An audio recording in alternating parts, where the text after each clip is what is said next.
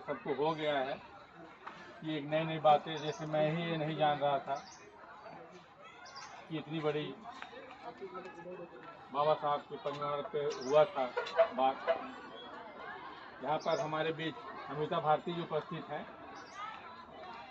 हम चाहेंगे कि वो दो शब्द से जरूर बाबा साहब के चरणों में श्रद्धा सुमन अर्पित करें और हम लोगों को संबोधित भी करें। अमिता भारती जी।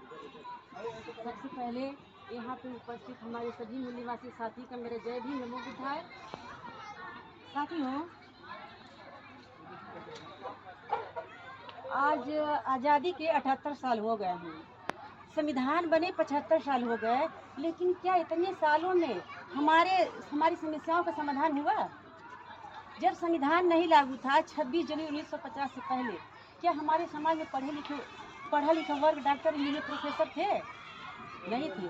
डॉक्टर बाबा साहब भीमराव अम्बेडकर ने अपने 4 बच्चों की आहुति दिए, अपनी पत्नी की आहुति दिए, और जब अवसर मिला तो भारतीय संविधान की रचना किए, जिससे हमारे समाज में पढ़ा लिखा वर्ग doctor, engineer, professor, DM, collector हुए ना।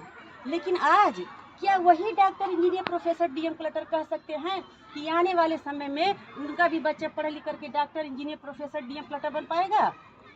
कह सकते हैं? नहीं कह सकते। ऐसा क्यों हुआ? क्योंकि हमारे लोग क्या है, इतिहास जानना नहीं चाहते हैं।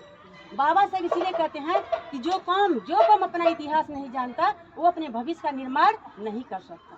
तो इतिहास हमारे लोग को जानना जरूरी है। इतिहास में नहीं जाएंगे, ज़्यादा समय लगेगा। बाबा साहब जो संविधान बनाए हैं, संविधान के तहत तो पूरा लोग तो हुए नहीं, 100 में 20% के लोग पढ़ लिख करके doctor, engineer, professor, DM, collector हुए ना। लेकिन जो बाबा साहब का जो आंदोलन था, उसको चलाने के लिए 100% की आवश्यकता थी, लेकिन हुए 20%।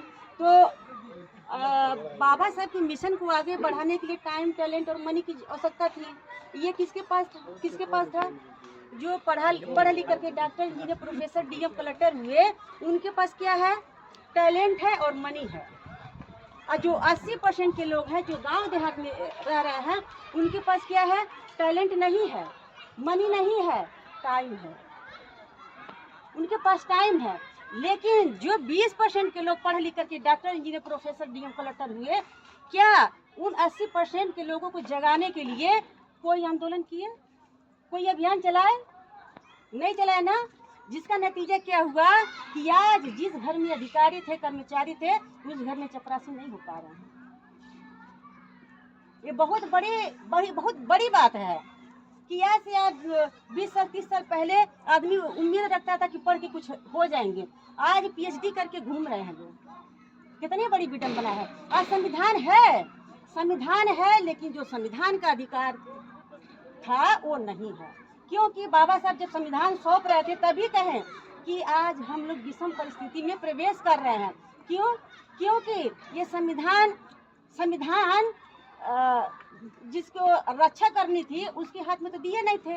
ये तो उनके हाथ में गया जो संविधान को मिटाना चाहते थे, संविधान को लागू नहीं करना चाहते थे। हुआ भी यही।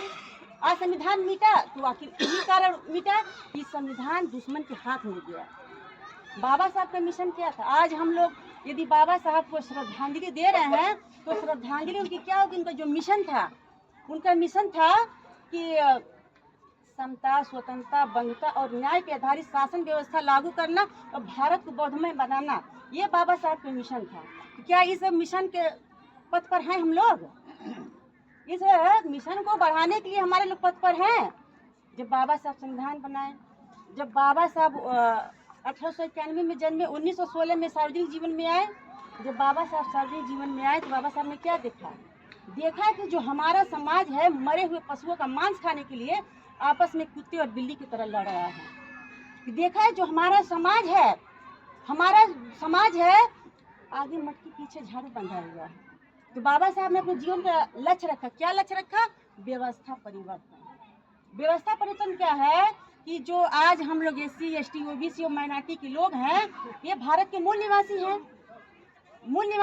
और विश्व का नियम भी कहता है कि एक देश पे दूसरे देश का व्यक्ति जाकर के रह जी खा सकता, शासन नहीं कर सकता। आज बहुत बड़ी हम लोग की नालायकी है कि मुट्ठी भर लोग इस देश पे शासन कर रहे हैं। आज हमारे नालायकी की वजह से इस देश में विदेशियों का शासन है। तो बाबा साहब ने अपना जीवन का लक्ष्य रखा व्यवस्था परिवर्तन। कि व्यवस्था परिवर्तन क्या है कि हमारे लोगों के हाथ में ये जो SC ST OBC और धर्म परिवर्तित माइनॉरिटी के लोग हैं उनके हाथ में इस देश की शासन व्यवस्था आए। और इसके साथ 3 मकसद निर्धारित किए कि मैं जाति व्यवस्था और बड़ व्यवस्था को समाप्त करूंगा, मैं अपने समाज को शासक करती जमात बनाऊंगा और मैं समता, स्वतंत्रता, बंधुता और न्याय पर आधारित शासन व्यवस्था लागू करने के लिए बाबा साहब क्या किए? संविधान बनाए।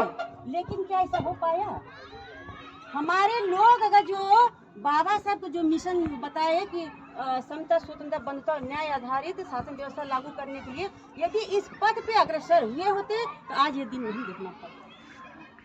आज ये दिन नहीं देखना पड़ता। आज भी गलीमत है, आज भी अभी समय है कि हमारे लोग, क्योंकि उनका बाबा साहब 25 दिसंबर 1927 में मनुस्मृति जलाए थे, ठीक है, तो वो